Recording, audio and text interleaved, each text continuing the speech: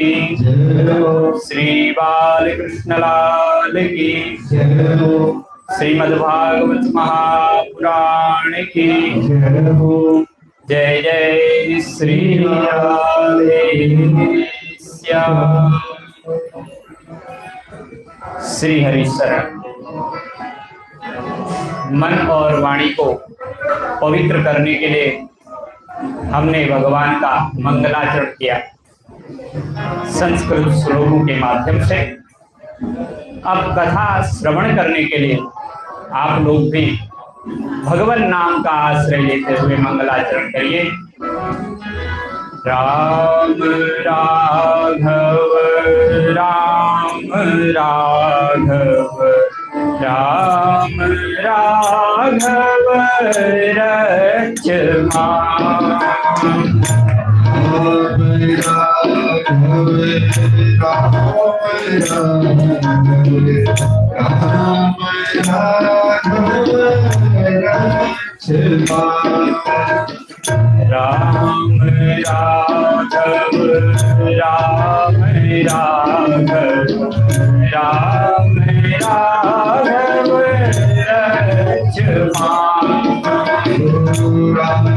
राघव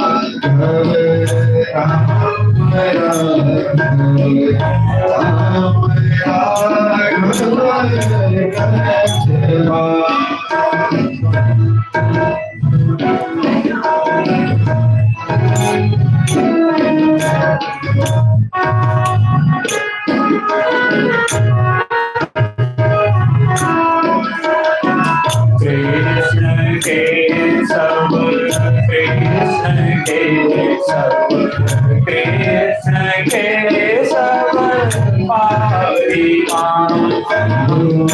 कृष्ण के सब कृष्ण के सब कृष्ण के सब परिवार। कृष्ण के सब कृष्ण के सब कृष्ण के सब परिवार। कृष्ण के सब कृष्ण के सब परिवार। राम राघव राम राघव राम राघव परिवार। राम राघव राम राघव राम राघव परिवार। कृष्ण के सब कृष्ण के सब कृष्ण के सब रक्षमान। कृष्ण के सब कृष्ण के सब कृष्ण के सब परिवार। वत्सल भगवान की श्री हरि शरण। परम मंगलमय परात् परम ईश्वर अकारण करुणा वरुणालय भक्त वांछा कल्पतरु निंदित पीतांबर हरि श्याम सुंदर मदन मोहन श्री राघवेंद्र सरकार की महती करुणा कृपा से श्री अयोध्या धाम में जो भगवान श्री राम की जन्मभूमि है, जिस जन्मभूमि का दर्शन करने के लिए प्रत्येक सनातनी तरसता है और बड़े चाव से अयोध्या की इस पवित्र धरा पर आने का प्रयास करता है।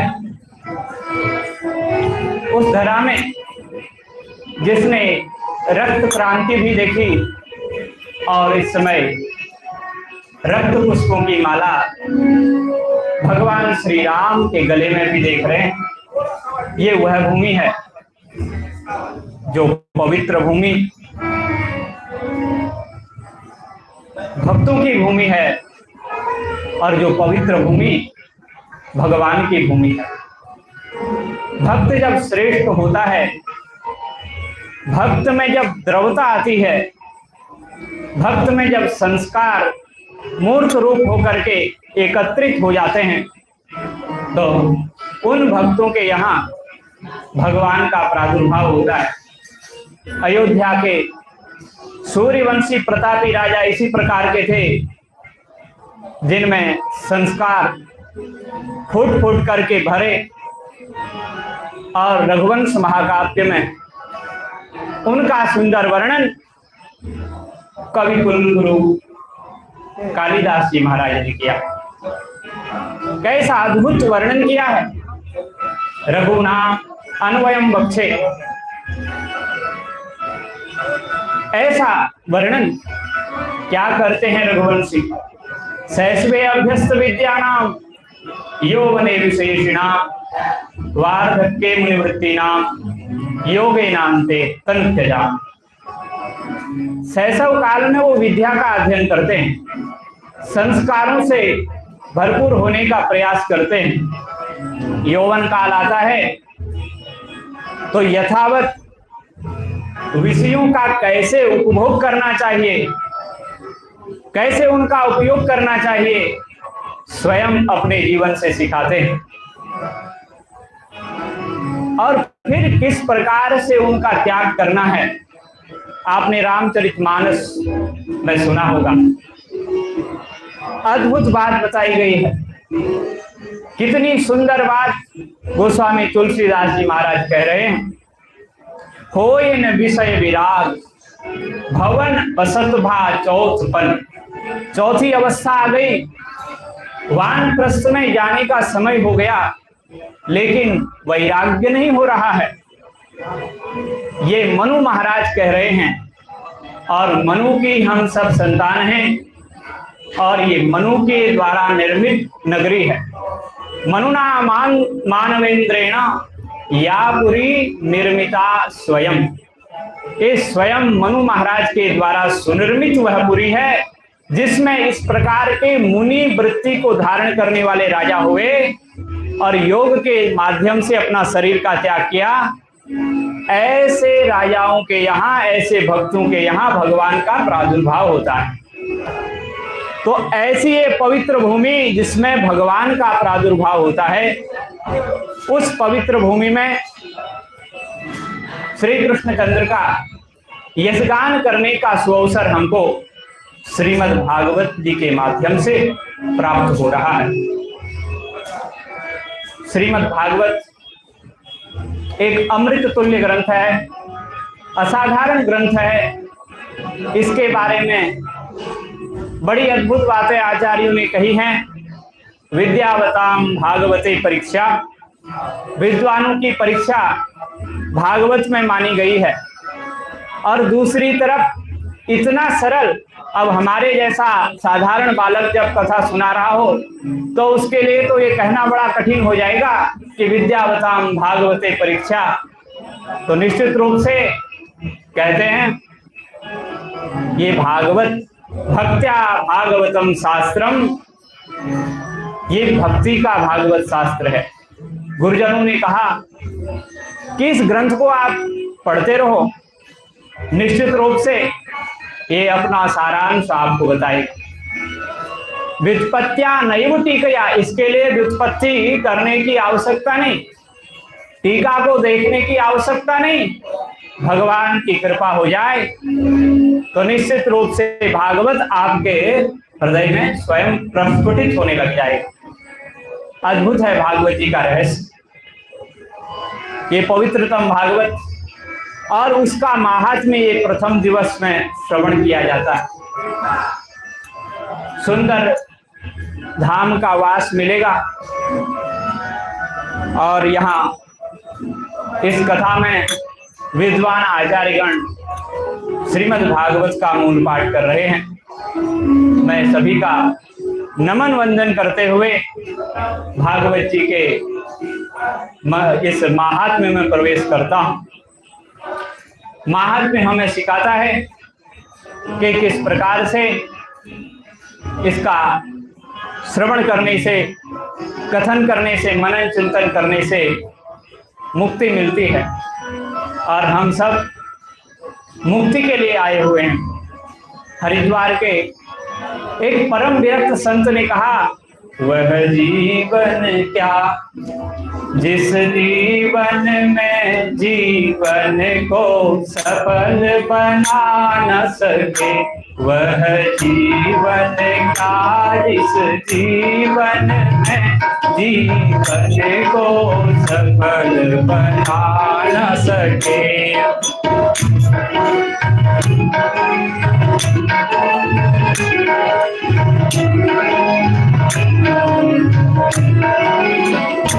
वह जीवन क्या जिस जीवन में जीवन को सफल बना न सके, वह जीवन क्या जिस जीवन को सफल बना न सके, वह जीवन क्या जिस जीवन में जीवन को सफल बना न सके, जीवन में जीवन को सफल बना न सके। वह जीवन क्या है जिस जीवन में जीवन का उद्देश्य पूर्ण ना हो सके। जीवन वही है जिसमें जन्म और मरण का चक्र छूट जाए। इसलिए संत सावधान कहते हैं कि जीवन वही है जिस जीवन में हमारा जीवन सफल हो जाए, मंगलमय हो जाए और भगवान के चरणों में हमारी रति हो जाए, भगवान के कथा श्रवण में हमारी प्रीति हो जाए। तो इस प्रीति के लिए ही हम ये महात्म्य श्रवण कर रहे हैं। आइए इसमें प्रवेश करते हैं। सच्चिदानंद रूपाय विश्वोत्पत्त्यादि हेतवे तापत्रय विनाशाय श्री कृष्णाय वयं नमः।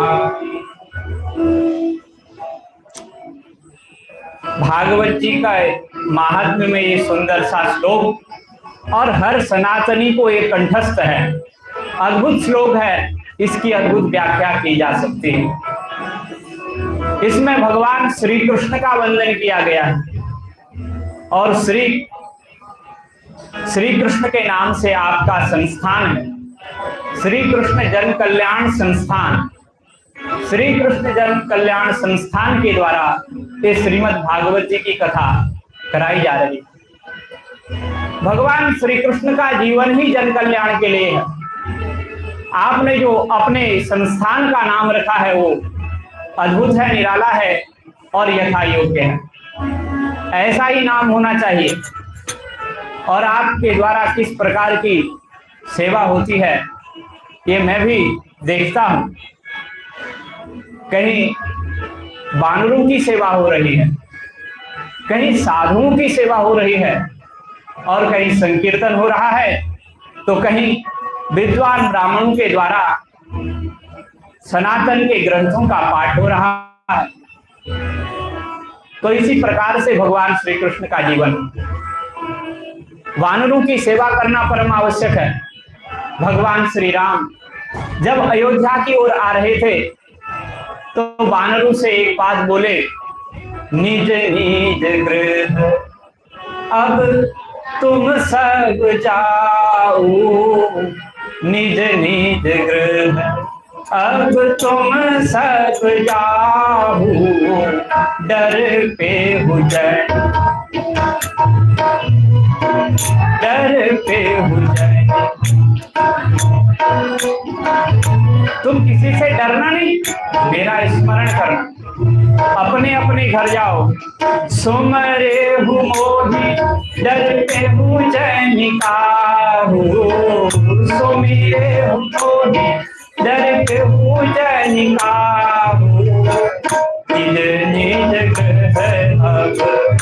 तुम सब जाओ, निज निज ग्रह अब सब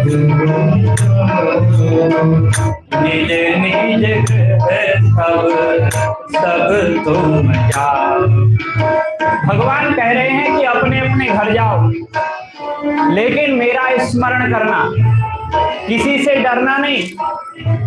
ये निडरता दैवी संपदा है। मानव जीवन दैवी संपदा के लिए मिला हुआ है।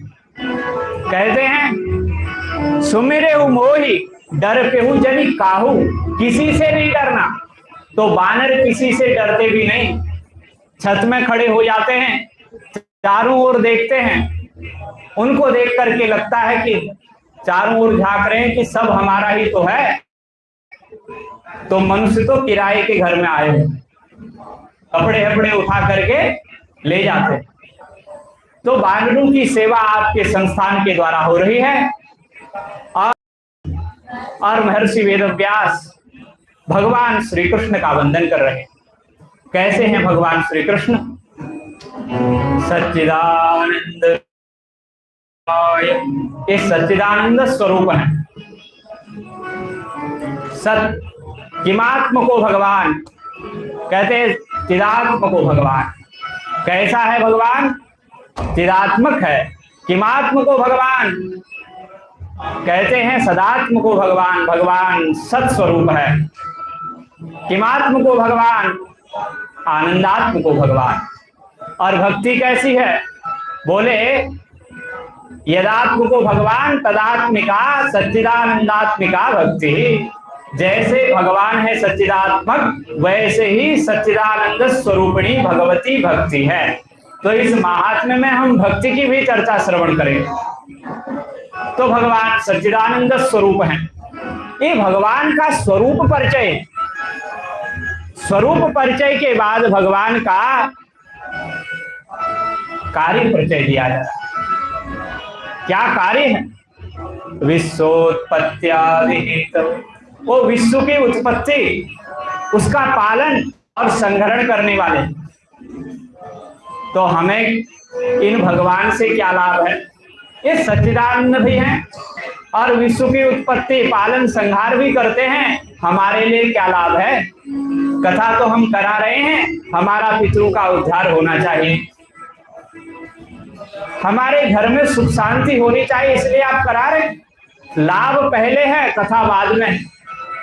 तो ऐसा ही लाभ यहाँ भी दिया जा रहा है। तापत्रय विनाशाय, इन भगवान का स्मरण करने से, नमन करने से 3 प्रकार के तापों का नाश हो जाता है। इसलिए हम भगवान श्री कृष्ण को नमन करते हैं। कैसे श्री कृष्ण को? कहते हैं श्री सहित, लक्ष्मी जी के सहित, भगवती राधिका जी के सहित, श्री कृष्णाय वयं नमः। लक्ष्मी जी के, सीता जी के, राधा जी के सहित हम नमन करते हैं भगवान, अकेले नहीं करते। वयं नमः, हम सब मिलकर के श्रोता वक्ता सभी भगवान के चरणों में वंदन करते हैं। बोलो कृष्णचंद्र भगवान की। उसके बाद भगवान श्री सुखदेव का वंदन किया गया है, जो परम वैराग्यशाली हैं और जन्म लेते ही प्रव्रजंत हो जाते हैं। उनका प्रबल वैराग्य उनको कंदराओं में ले जाता है। तत्पश्चात हम नैमिषारण्य की पावन धरा पर जाते। अयोध्या का अपना महात्म्य है। विश्व का सर्वप्रथम काव्य श्रीमद् वाल्मीकि रामायण, उसका सबसे पहले वाचन इस पवित्र धरा से हुआ और उस पवित्र धरा से भगवती सीता जी का चरित्र भगवान महर्षि वाल्मीकि ने हमारे समक्ष रखा। कृष्णम रामायणम काव्यम सीताया चरितम भद्र। इस रामायण में भगवती सीता जी का अनुपम चरित्र है। माताओं का कैसा चरित्र होना चाहिए, रामायण हमें सिखाती है, भगवती सीता जी हमें सिखाती। इसी प्रकार का एक पुण्य क्षेत्र है जहां समस्त पुराणों का वाचन होता है, वो है नैमिषारण्य। उसी नैमिषारण्य की धरा पर ले जाते हैं। नैमिषे सूतमासीनमभिवाद्य महामतिम् कथामृतरसास्वाद कुशलः सौनको ब्रवीत्। नैमिषारण्य की थोड़ी सी बात बता देता हूं। एक बार ऋषि मुनि इसी प्रकार से एक यज्ञ करना चाहते थे। 1000 वर्ष तक उस यज्ञ को वो करना चाहते थे और यज्ञ में किसी प्रकार का विघ्न नहीं आवे, वो ऐसी भूमि का चयन करना चाहते थे। भूमि का अपना प्रभाव होता है।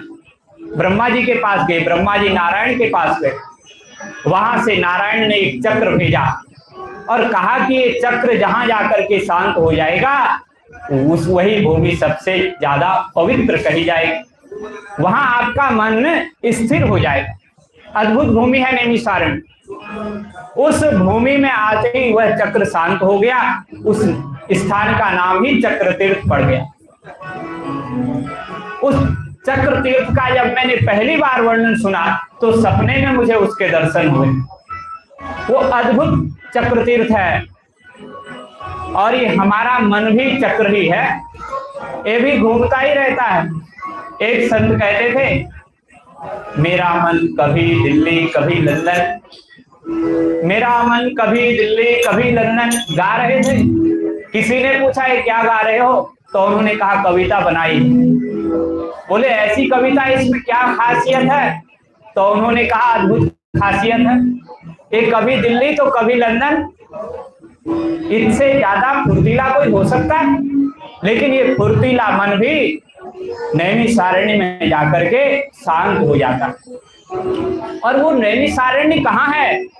जहां भगवान की कथा है वही नैमिषारण्य हो जाता है। नैमिषारण्य और कहीं, जहां कथा हो जाए वही नैमिषारण्य। सूत जी व्यास गादी पर विराजमान है और सौनकादि 88,000 ऋषिगण बड़े श्रद्धावंत होकर के स्तुति कर रहे हैं, उनका सम्मान कर रहे हैं। सूत जी महाराज की आयु बहुत कम है और सौनकादि ऋषियों की आयु कई हजार लाख वर्ष की है, लेकिन व्यास पीठ पर उनको बैठा करके उनका सम्मान पूजन कर रहे हैं। यही सनातनी परंपरा है। वो जिसको व्यास पीठ पर बैठाते हैं उसके प्रति सम्मान की दृष्टि से देखते हैं, आदर की दृष्टि से देखते हैं। ये सनातन की महानता है, ये सनातनियों की महानता है। उनका वंदन कर रहे। नैमिषे सूतम आसीनम, आसीनम विराजमानम, विराजमान अभिवाद्य महामति। महामति सूत जी को देखो, वक्ता की मति महान होनी चाहिए, वक्ता का संबंध महान से होना चाहिए। महान माने भगवान से होना चाहिए। अणोरणीयान महतो महिया, भगवान को महान कहा गया। तो वक्ता की विशेषता है कि उसकी मति महान हो, महान परमात्मा से जुड़ी हो और श्रोता का कैसा स्वभाव हो। कहते हैं कथा अमृत रसास्वाद कुशल सौनको ब्रवीत्। श्रोता कथा अमृत को श्रवण करने में कुशल होना चाहिए। अगर कुशल नहीं होगा तो कथा नहीं सुन पाएगा। बड़े ध्यान से सुनेगा यदि श्रोता होगा। श्रोता भी कई प्रकार के होते। आवाज ढंग से आ रही? एक तो आयोजक होते हैं, आयोजक जो आयोजन करते हैं। आयोजक जो होते हैं ना, वो कथा को नहीं भी सुन पाते लेकिन पुण्य जरूर मिलता है। कहहि सुनहि अनुमोदन करहि, ते गोपद इव भव निधि तरहि। वो संसार को ऐसे ही तर जाते हैं क्योंकि आयोजन करके दूसरों को सुनाते हैं और कुछ सुनते भी नहीं, सुनाते भी नहीं। लेकिन कहते हैं अयोध्या धाम में विदेही मंदिर में कथा होने जा रही है, हम तो नहीं जा पाएंगे, आप जाओ और सुनो। अनुमोदन करने से भी कल्याण होता है। एक आयोजक श्रोता, और एक संयोजक, एक जोड़ने वाला। एक होता है केवल आलोचक, वो आलोचना करता रहता। कथा तो हो रही है, अच्छी बात है, लेकिन जो साउंड का सिस्टम है वो ठीक ठाक नहीं है।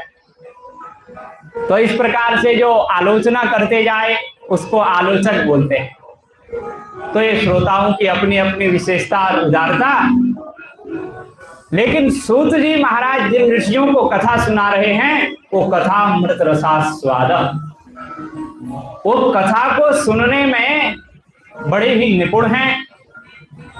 तो ऐसे ऋषिजन सूत जी महाराज से पूछ रहे। पूछने का भी एक तरीका होता है, बड़े सम्मान से पूछा जा रहा है। आजकल तो जर्नल डिब्बे में भी ट्रेन के बैठे हों साधु महात्मा, तो उनसे पूछा जाता है कि कुछ चर्चा सुनाओ। सुनने को तैयार नहीं, लेकिन सुनाना। पर सुनाने का तरीका ये भागवत जी में बताया जा रहा है, और राम जी का चरित्र जिसमें निर्मित है, वर्णित है, उस रामायण में बताया जा रहा है। एक बार प्रभु सुख आसीना, एक बार प्रभु सुख आसीना, एक बार प्रभु सुख आसीना, एक बार प्रभु सुख आसीना, एक बार प्रभु सुख आसीना, एक बार प्रभु सुख आसीना।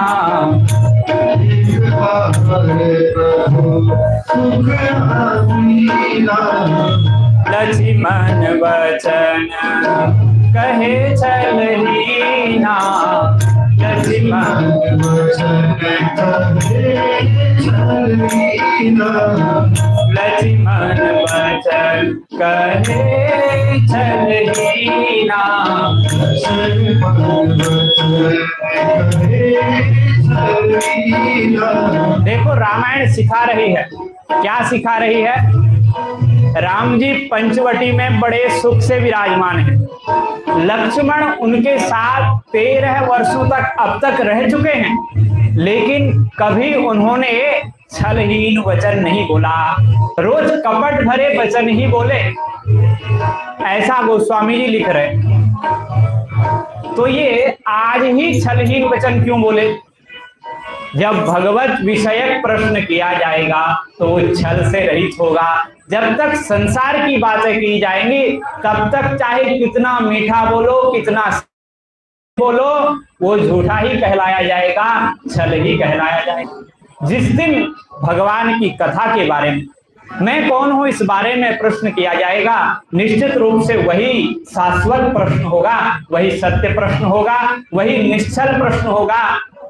तो ऐसा प्रश्न आज सूत जी लोग, ये सूत जी से शौनकादि ऋषि उदारता से, नम्रता से कर रहे हैं कि हे सूत जी महाराज, आप तो करोड़ों सूर्यों के समान दिव्य प्रकाश वाले हैं, और हमने कथाएं बहुत सारी सुन ही ली हैं, आप तो हमें कथा का सार सुनाइए।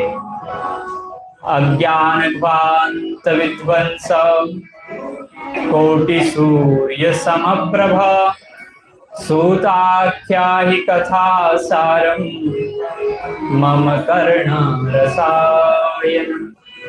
जो हमारे कानों के लिए रसायन का काम करे, ये अद्भुत